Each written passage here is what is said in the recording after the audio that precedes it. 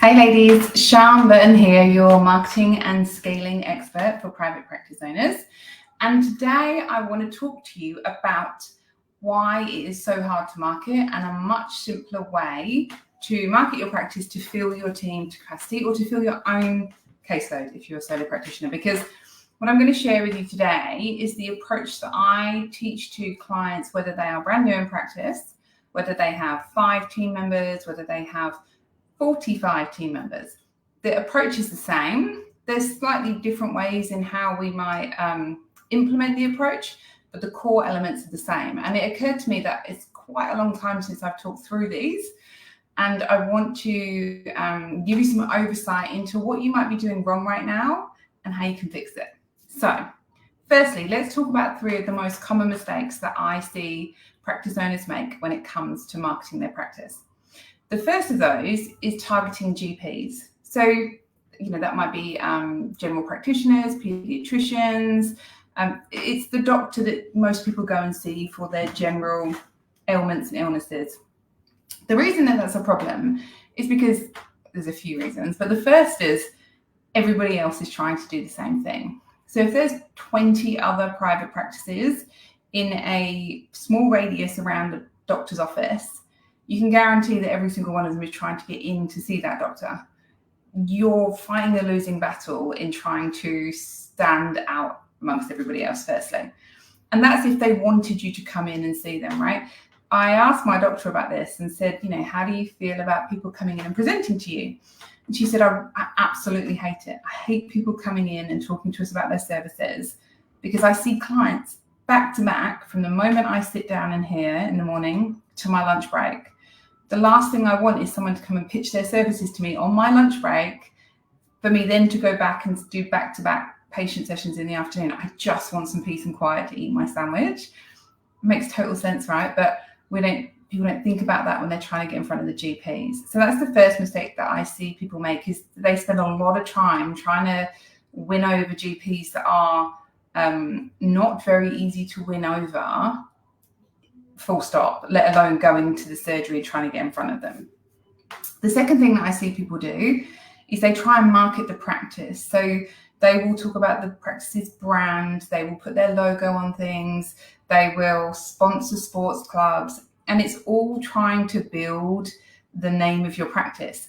But if you think that, even smaller businesses, not even the likes of like Apple or,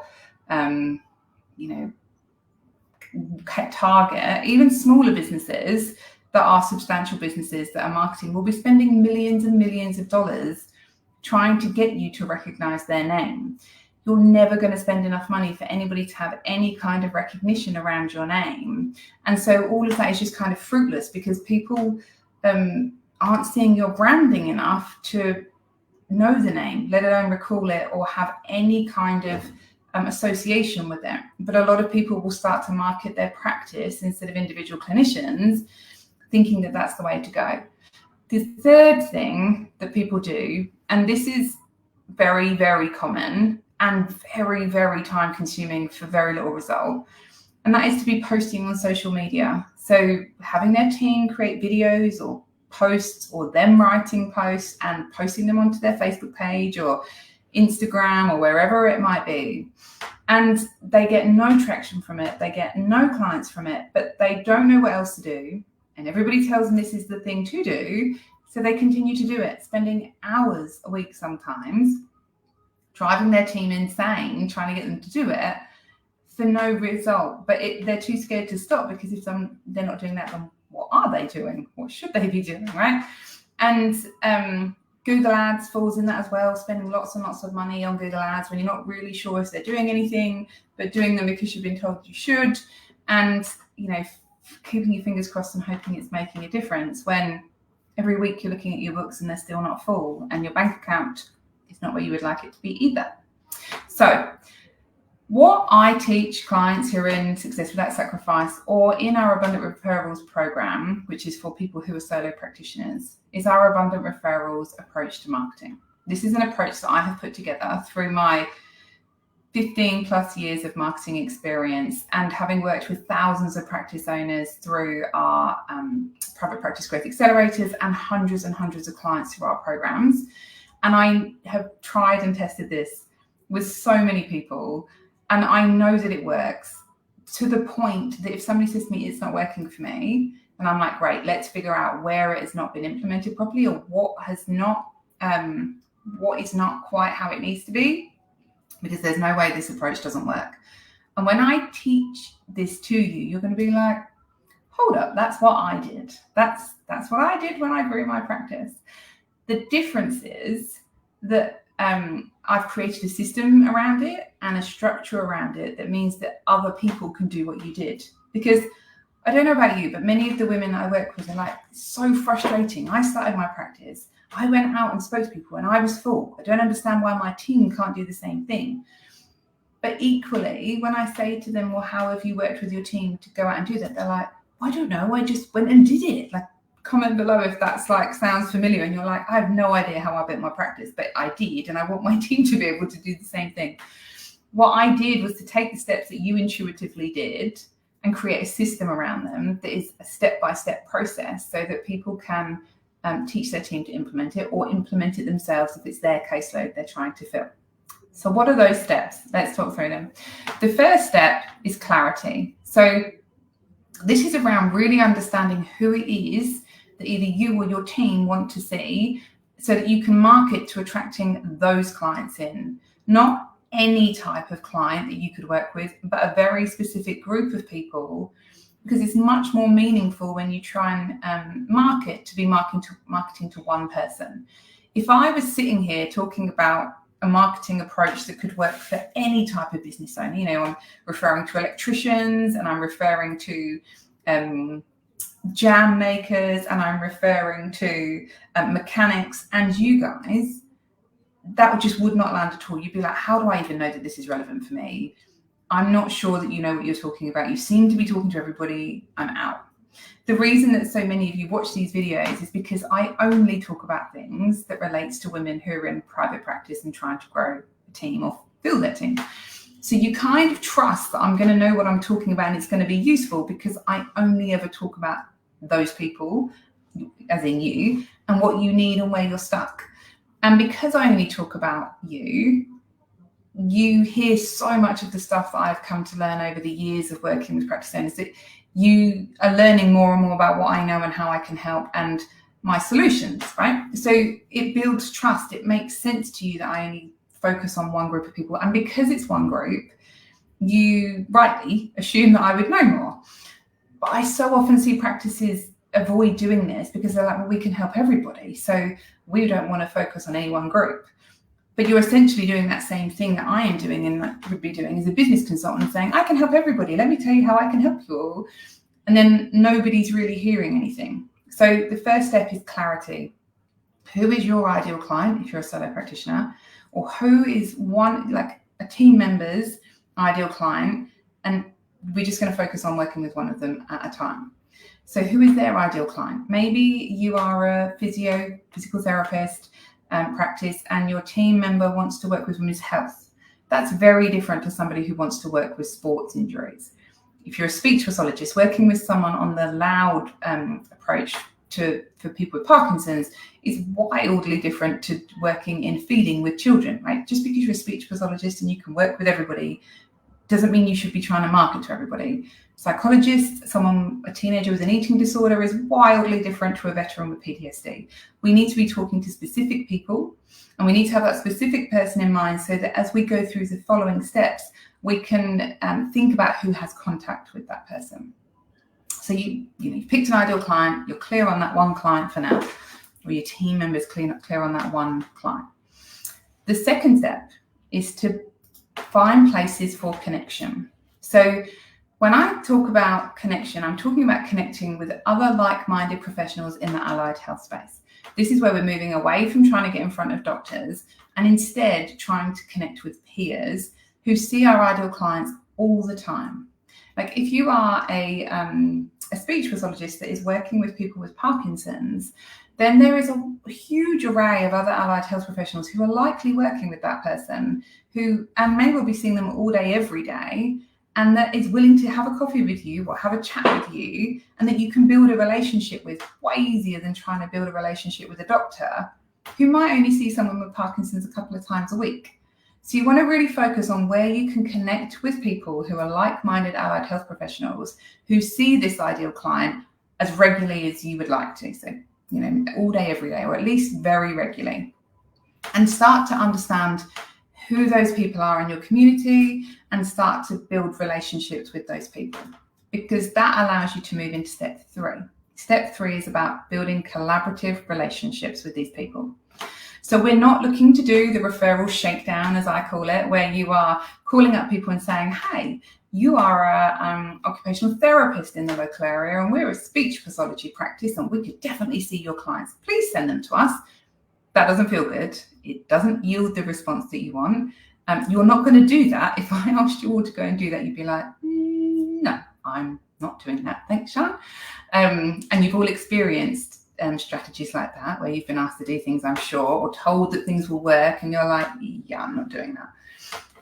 When we build authentic, genuine, collaborative relationships with people who are like-minded professionals who see our ideal clients every day, we build community around a practice and we build trust with these people for the sake of building community and trust and collaborative relationships, not to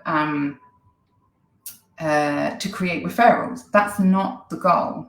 And I know that sounds really strange because you're like, but we're trying to get referrals, Sean, so why would that not be the goal? But we all know when someone is trying to get something from us. If you approach these relationships, and you have your team approach these relationships from a really genuine, authentic place of building a network of like-minded professionals around them, who they can have collaborative relationships with, they can refer to, who they can call on to present at information events or be called on to present at information events, there's no way that those relationships are not going to end up yielding referrals, because we refer to people that we know and trust above all else. I was saying to my husband today, he rides with a doctor who refers to the practice he used to work at. And he was like, oh, he's referring to me a bit, but he'll always refer to Tim's practice over me because he's his brother-in-law. And I was like, well, not necessarily, because we would always rather refer to someone we know and trust. And yes, it's his brother-in-law's practice, but he isn't the exercise physiologist seeing people. So it could be anybody. It could be the new grad that has no idea what they're doing that ends up seeing this doctor's clients. So I was like, that relationship and the fact that you ride together most weekends is probably going to mean that you become his preferred referral partner, because he knows who they're going to end up with and he knows and trusts you. And that's what's important when people are referring. So these relationships and the trust that comes from them are what yield referrals. If you think about who you refer your clients to when they need a service outside of your scope of practice, it's always people that you've got to know, you trust them, you are comfortable to send your clients to them because you know they're going to do a good job. When you build that kind of community around your practice with like-minded professionals, as a result, they trust you and your team and they send referrals to you over others in the area. So that's step 3, building those collaborative, authentic, genuine relationships that by their nature will yield referrals if they are nurtured well. That brings us on to the fourth and final step, which is about consistency, because the biggest mistake that I see people make, like you will be listening to this probably and thinking, oh yeah, I did this. I identified some people, I went out and met them, and then nothing came of it, Sham. The bit that people miss is the consistency of staying in touch and building those relationships. One connection is not enough. If you go and meet somebody and you have an amazing conversation with them, but you never speak to them again, and you assume they're going to send you referrals, it's just not going to happen because that person doesn't know you well enough to trust you with their clients. However, if you stay in touch and you consistently market to them in an authentic way that keeps you top of mind, that is entertaining, fun, or educational, you do that on a monthly basis, they're going to build trust with you. They're going to start to understand what your ethos and approach is, and they're going to start to keep you more top of mind when their clients need your services. All of that builds to mean that when someone sits down in front of them a couple of months in, when they've met you, seen a few things from you so they understand your approach to therapy, they've got to know you a bit as a person, and they know you're trustworthy, that's when you're going to start to see those referrals come in. And so none of this is rocket science, right? I was saying to one of my clients this morning, people built practices before social media, before Google ads, before Facebook ads, before the internet. They built practices, and this is how they built them. This would be probably how you built your practice initially. You connected with people in the local area, you built relationships with them, they were authentic, they're genuine, they're probably still people you refer to now, and you stayed in touch with them. And that was what filled your caseload. The problem is that you did it intuitively, and very often new team members don't know how to do that intuitively, otherwise they'd be working for themselves, and they need support to be able to do that. And the Abundant Referrals Marketing process gives you a structure and a framework in order to do that.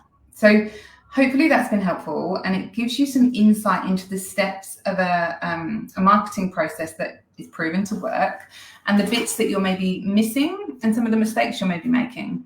If understanding more about the Abundant Referrals Marketing process is something that you would like to know more about, you can comment below and just say me or interested, or just comment anything, and we'll pop you a message and just ask you a couple of questions so we can figure out which is the right thing to share information with you about. If you have a team of 2 or more, then it would be great to hop on a call with you and look at what you're doing with your marketing and how we might be able to improve that by implementing the Abundant Referrals process. If you're a solo practitioner, then we can share information with you about our Abundant Referrals Marketing program that literally teaches you the process to fill your own caseload capacity with your dreamiest clients. Because that's what I want for you. That's what you no doubt want, is to work with great clients and to have a full caseload, or to have a full caseload for your team and not be staring at empty spots in your diary. So comment below if you'd like to know a bit more about that. Hopefully that's been helpful and giving you some insights into why some of the things that people do don't work, and a step-by-step process for things that will work moving forward. I will see you ladies on next week's training, and I look forward to speaking to some of you soon.